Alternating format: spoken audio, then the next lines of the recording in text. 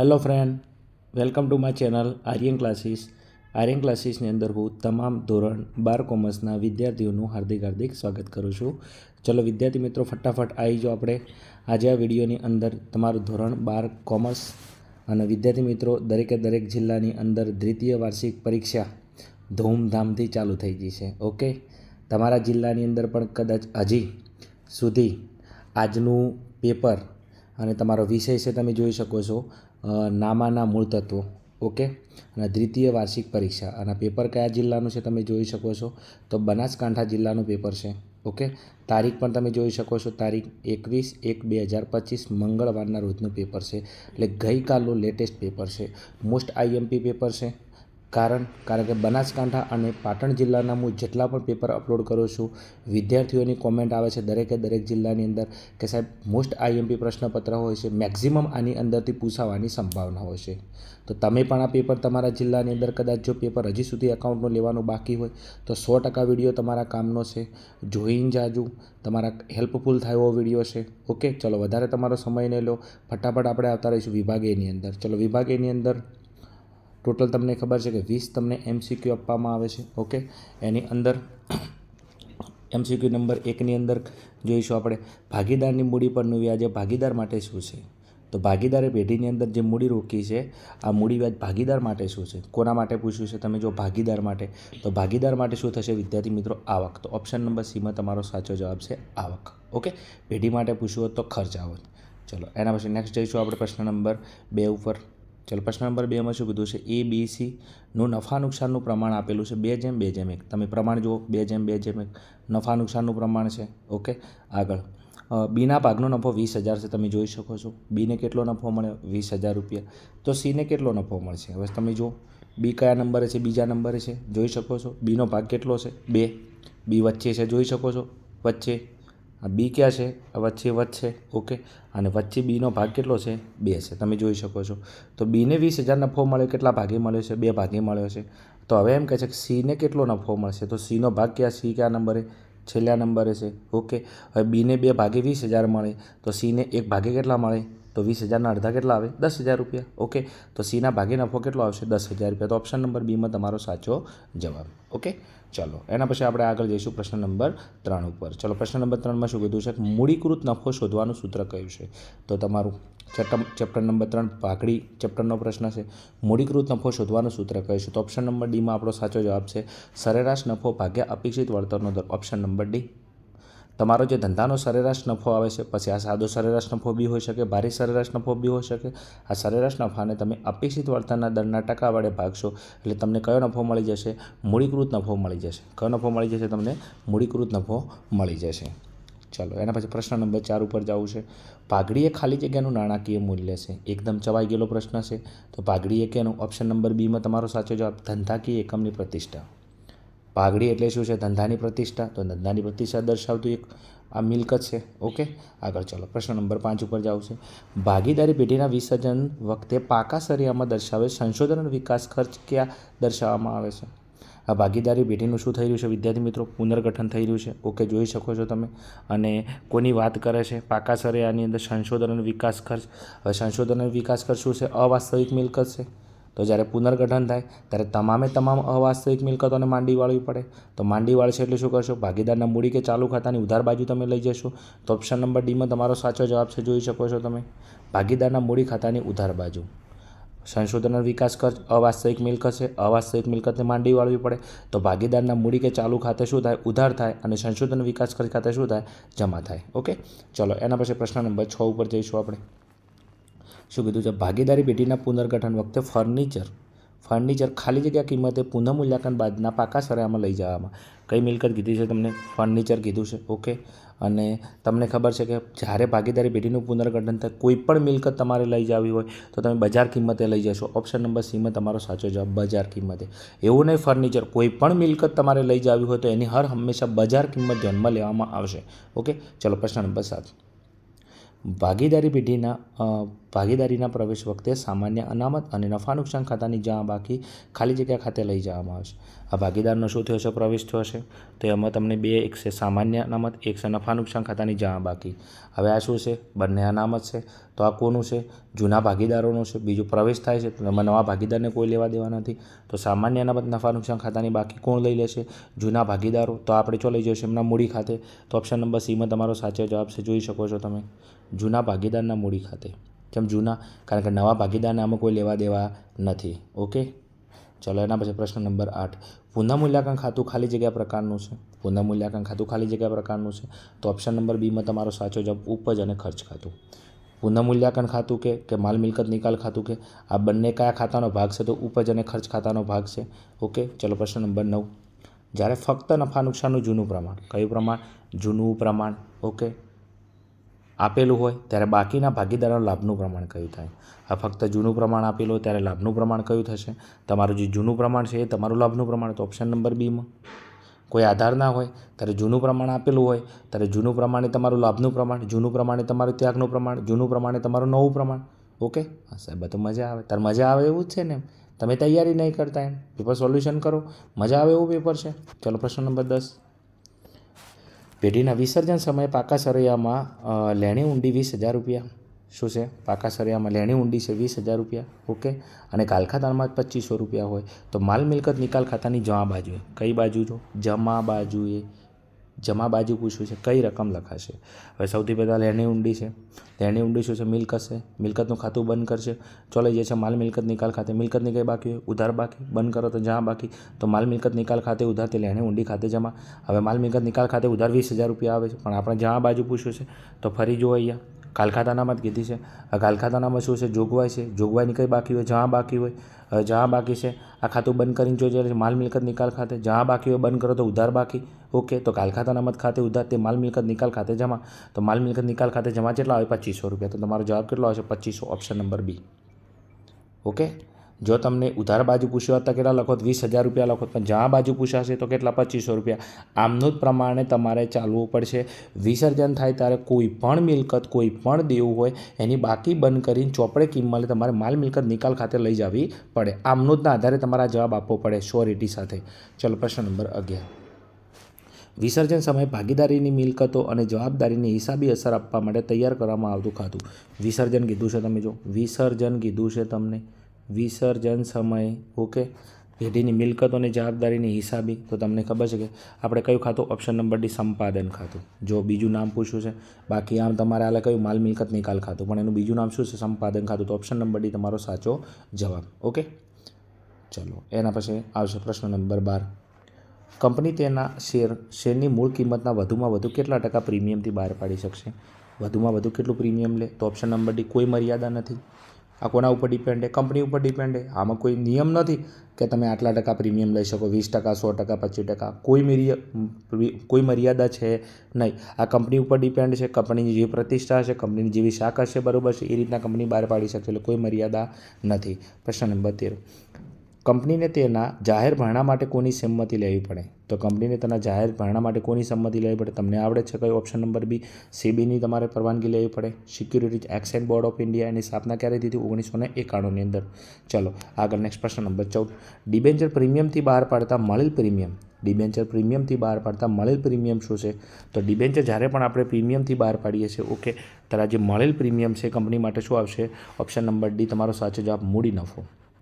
ચમ મૂડી નફો? કારણ કે તમે રોજેરોજ ડિબેન્ચર બહાર પાડતા નથી. આ તમારો કયો વ્યવહાર છે? આ તમારો મૂડી વ્યવહાર છે, બરાબર. મૂડી વ્યવહારમાંથી જે નફો થાય એને કહેવાય મૂડી નફો. ઓકે, ચલો આગળ પ્રશ્ન નંબર 15. મિલકતોના ઉપયોગ અંગેની માહિતી ખાલી જગ્યાનું વિશ્લેષણ આપે છે. ઓકે, તો મિલકતોના ઉપયોગ અંગેની માહિતી કયું વિશ્લેષણ આપે છે? તો ઓપ્શન નંબર ડી તમારો સાચો જવાબ કાર્યક્ષમતાનું વિશ્લેષણ. કાર્યક્ષમતાનું વિશ્લેષણ શું આપે છે? મિલકતોના ઉપયોગ અંગેની માહિતી. બીજું હજી આ નફાકારકતાનું પૂછાઈ શકે એવું છે. આ કોણ આપે છે? નફાકારકતાનું.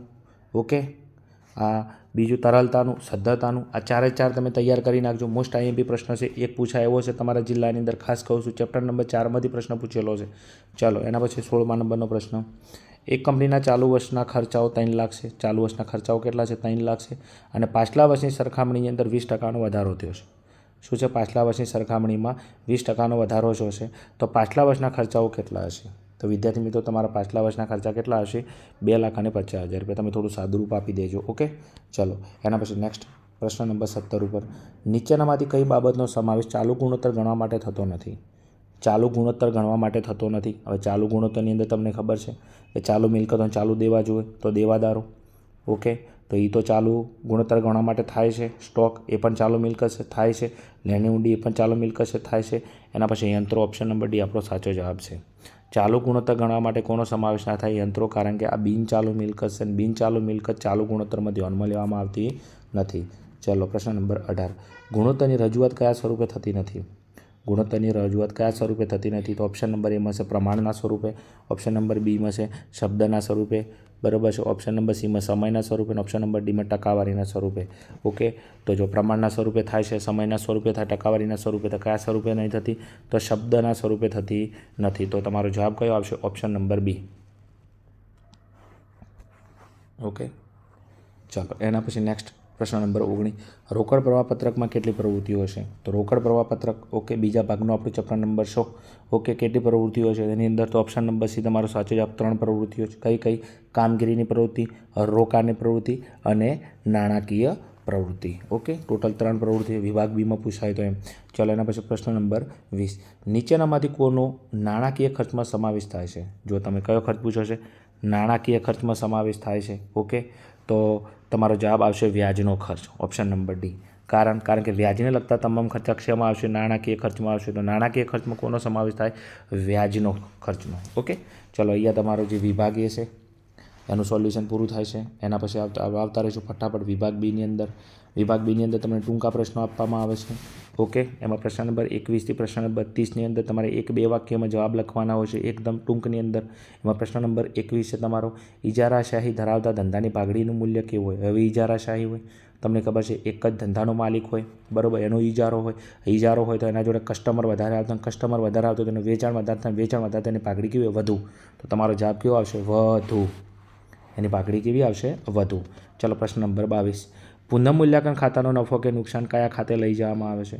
હવે પુનઃમૂલ્યાંકન ખાતું, ઓકે, આપણે એનો નફો કે નુકસાન કયા ખાતે લઈ જવામાં આવે છે? તો એનો નફો કે નુકસાન કયા ખાતે? તો ભાગીદારના મૂડી કે ચાલુ ખાતે. ભાગીદારના મૂડી કે ચાલુ ખાતે. થોડું હું બોલું છું, ધ્યાન આપજો દેખાતું ના હોય તો. ઓકે, પ્રશ્ન નંબર 23 નિવૃત્ત થતા ભાગીદારની ચૂકવવાની બાકી રકમ પર ભાગીદારી કરારમાં કોઈ ઉલ્લેખ ન હોય તો કેટલા ટકા વાર્ષિક વ્યાજ ચૂકવવામાં આવે છે? તો નિવૃત્ત ભાગીદાર છે તો ભાગીદારે પેઢીમાં આપેલી લોન છે. ઓકે, અને ભાગીદાર પેઢીમાં લોન આપે છે અને કરારપત્રમાં કોઈ ઉલ્લેખ ના, તમને ખબર છે કેટલા ટકા? 6%. કેટલા ટકા વ્યાજ આવશે તમારા? 6%. ઓકે, ચલો એના પછી પ્રશ્ન નંબર 24 કરાર દ્વારા પેઢીનું વિસર્જન એટલે શું? કરાર દ્વારા પેઢીનું વિસર્જન એટલે શું? તો ભાગીદારી, બરાબર છે, જ્યારે પેઢી બનતી હોય અને પેઢીની અંદર કરારની અંદર ઉલ્લેખ કરેલો હોય, બરાબર છે, અને કરારની અંદર ઉલ્લેખ કરેલો હોય ત્યારે ગમે ત્યારે કાયદા મુજબ જે વિસર્જન કરવામાં આવે છે, ઓકે, કરાર દ્વારા મતલબ ઉલ્લેખ કરેલો હોય, બરાબર છે, અને કરારની અંદર ઉલ્લેખ કરેલો હોય અને કાયદા દ્વારા ગમે ત્યારે પેઢીનું વિસર્જન થઈ શકતું હોય તેને શું કહેવામાં આવશે? કરાર દ્વારા પેઢીનું વિસર્જન કહેવામાં આવે છે. ટૂંકની અંદર કાયદા દ્વારા થતા વિસર્જનને શું કહેવામાં આવે છે? કરાર દ્વારા પેઢીનું વિસર્જન કહેવામાં આવે છે. જે દિવસે પેઢીનો કરાર પૂરો થશે એ દિવસે પેઢીનું શું થઈ જશે? વિસર્જન થઈ જશે. ઓકે, ટૂંકમાં જેટલો કરાર ચાલશે, બરાબર છે, કરાર દાખલા તરીકે 5 વર્ષનો કર્યો છે, 5 વર્ષ માટે પેઢી બનાવેલી છે, જો 5 વર્ષ પૂરા થઈ રહ્યા તો કરાર પૂરો થઈ ગયો, એ દિવસે પેઢીનું શું થઈ જશે? વિસર્જન થઈ જશે. ચલો પ્રશ્ન નંબર 25 પેઢીના વિસર્જન સમયે પાકા સરિયામાં દર્શાવેલ પ્રોવિડન્ટ ફંડની બાકીનો નિકાલ કેવી રીતના કરશો? પેઢીનું વિસર્જન થઈ રહ્યું છે, શું થઈ રહ્યું છે? વિસર્જન થઈ રહ્યું છે, અને તમને આપ્યું છે પ્રોવિડન્ટ ફંડની બાકીનો નિકાલ. આ પ્રોવિડન્ટ ફંડ શું છે? દેવું છે. શું છે? દેવું છે. ઓકે, અને પેઢીનું વિસર્જન થાય તો આ દેવાનું ખાતું બંધ કરીને ચો લઈ જશે? આપણે માલ મિલકત નિકાલ ખાતે લઈ જશે. તો તમે શું લખશો નિકાલની અંદર? તો પ્રોવિડન્ટ ફંડ એ દેવું છે. પેઢીના વિસર્જન વખતે આ દેવાનું ખાતું બંધ કરી માલ મિલકત નિકાલ ખાતે લઈ જવામાં આવશે. હવે થોડી તમે એની નીચે હવાલાનો લખવી એટલે લખી શકો છો. દેવાની કંઈ બાકી હોય? જમા. બંધ કરો તો ઉધાર. તો પ્રોવિડન્ટ ફંડ ખાતે ઉધાર, તે માલ મિલકત નિકાલ ખાતે જમા. તમે ડાયરેક્ટ એટલું શોર્ટ લખો તો ચાલે કે પ્રોવિડન્ટ ફંડ એ દેવું છે, તેનું ખાતું બંધ કરી અને માલ મિલકત નિકાલ ખાતે લઈ જવામાં આવશે, બરાબર છે. પણ તમને એવું લાગે છે કે હજી તમારે હવાલાનો જ લખવી છે, નીચે લખી શકો છો કે પ્રોવિડન્ટ ફંડ ખાતે ઉધાર, તે માલ મિલકત નિકાલ ખાતે જમા. ચલો પ્રશ્ન નંબર 26 કંપની ધારા 2013 મુજબ ડિબેન્ચર પરના પ્રીમિયમની રકમ કયા ખાતે લઈ જવામાં આવે છે?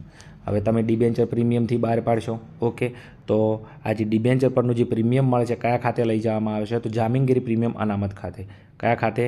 જામીનગીરી પ્રીમિયમ અનામત ખાતે. ઓકે, તમને ખબર છે કે શેર બહાર પાડતા જે પ્રીમિયમ મળે, ડિબેન્ચર બહાર પાડતા જે પ્રીમિયમ મળે, એ પ્રીમિયમ ચો લઈ જશો તમે? જામીનગીરી પ્રીમિયમ અનામત ખાતે. ચલો એના પછી પ્રશ્ન નંબર 27. ચલો 27ની અંદર શું કીધું છે? તો દ્વિતીય બોજના ડિબેન્ચર કોને કહેવામાં આવે છે? કયા બોજના? દ્વિતીય બોજના ડિબેન્ચર કોને કહેવામાં આવે છે? તો વ્યાખ્યા મેં લખેલી છે. જો જે ડિબેન્ચર તારણવાળી મિલકત ઉપર બીજા નંબરનો અધિકાર ધરાવતા હોય, જે ડિબેન્ચર તમારી જે તારણવાળી મિલકત છે, એટલે કે તમે જ્યારે મિલકત ડિબેન્ચર બહાર પાડ્યા છે, મિલકત ગીરવે મૂકેલી છે, અને આ મિલકત ઉપર તમારો કયો અધિકાર? બીજા નંબરનો અધિકાર. કયો અધિકાર તમારો? બીજા નંબરનો અધિકાર ધરાવતા હોય તેને શું કહેવામાં આવે છે? દ્વિતીય બોજના ડિબેન્ચર કહેવામાં આવે છે. ચલો એના પછી 28ની અંદર ગુણોત્તર એટલે શું? તો ગુણોત્તરની વ્યાખ્યા છે બે હિસાબી આંકડાઓ વચ્ચેનો એવો સંબંધ કે જે ગાણિતિક રીતે દર્શાવેલો હોય. શું? બે હિસાબી આંકડા વચ્ચેનો એવો સંબંધ કે જે ગાણિતિક રીતે દર્શાવેલો હોય તેને ગુણોત્તર કહેવામાં આવે છે. ચલો આગળ નેક્સ્ટ. એના પછી પ્રશ્ન નંબર 29. કયા ગુણોત્તર દ્વારા કાર્યક્ષમતા મપાય છે? કયા ગુણોત્તર દ્વારા કાર્યક્ષમતા મપાય છે? તો કાર્યક્ષમતાના ગુણોત્તર દ્વારા.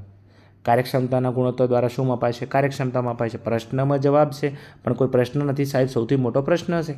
કારણ કે ભાઈએ આખા વર્ષની અંદર કોઈ તૈયારી કરી નથી, બરાબર છે, એટલે ત્યાંથી પછી ખબર પડે એમ.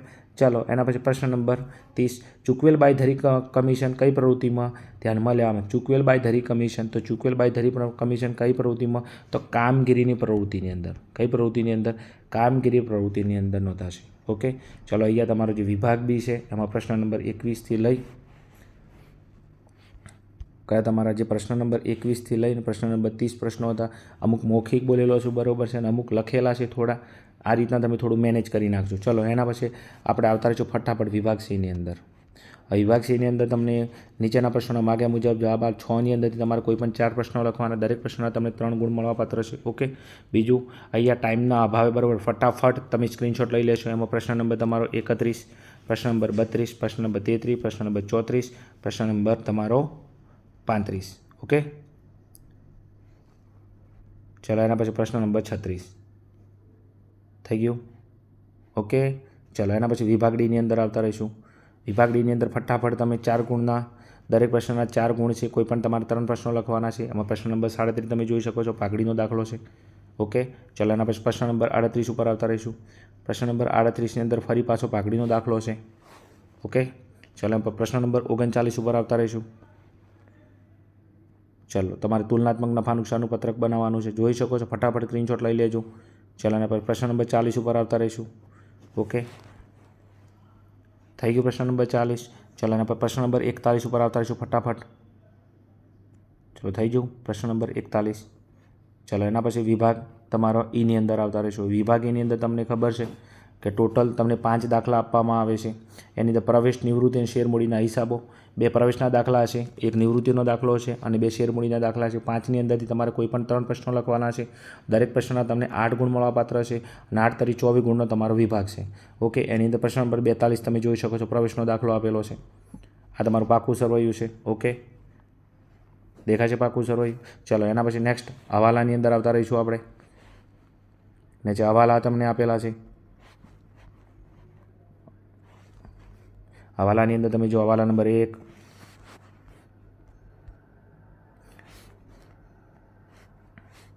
એની અંદર જુઓ તમે જોઈ શકો છો હવાલા નંબર 1, 2, 3, 4, 5 અને 6. આ 6 હવાલા અને તમારું પાકું સરવૈયું. આના આધારે તમારે પ્રવેશનો દાખલો ગણવાનો છે. ઓકે, ચલો પ્રશ્ન નંબર 43 પર આવતા રહીશું. ચલો પાકા સરવૈયાનો ફટાફટ સ્ક્રીનશોટ લઈ લેશો. ઓકે, જોઈ શકો તો તમે આ બી તમારો પ્રવેશનો જ દાખલો છે. પાકું સરવૈયું આપેલું છે. ચલો એના પછી નેક્સ્ટ તમારા નીચે હવાલા આપેલા છે. ઓકે, જોઈ શકો છો હવાલા તમારા હવાલા નંબર 1, 2, 3, 4, 5, 6. આ 6 હવાલા છે. ઓકે, અને આ પાકા સરવૈયાના હવાલાના આધારે ફરી તમારે દાખલો ગણવાનો છે. ઓકે, ચલો એના પછી પ્રશ્ન નંબર 44 ઉપર આવતા રહીશું. ચલો પ્રશ્ન નંબર 44ની અંદર તમે જોઈ શકો છો ફરી તમને પાકું સરવૈયું આપેલું છે. અને વિદ્યાર્થી મિત્રો આ તમારો કોનો દાખલો છે? તો આ તમારો દાખલો છે નિવૃત્તિનો અને પાકું સરવૈયું આપેલું છે. ચલો ફટાફટ સ્ક્રીનશોટ લઈ લેશો. ચલો એના પછી હવાલા નીચે તમને, ચલો આ રહ્યા તમારા હવાલા. ટોટલ કેટલા હવાલા આપવામાં આવેલા છે? 4 હવાલા આપવામાં આવેલા છે. ઓકે, તો તમે જોઈ શકો છો 1, 2, 3, 4. ઓકે, પાકું સરવૈયું 4 હવાલા, આના આધારે તમારે વાર્ષિક હિસાબ મતલબ નિવૃત્તિનો દાખલો ગણવાનો છે. ઓકે, ચલો એના પર પ્રશ્ન નંબર 45 ઉપર આવતા રહીશું.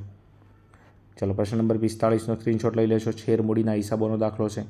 ઓકે, ચલો રેડી. ચલો એના પછી નેક્સ્ટ પ્રશ્ન નંબર 46. ચલો 46ની અંદર ફરી તમને શેર મૂડીનો દાખલો આપવામાં આવેલો છે.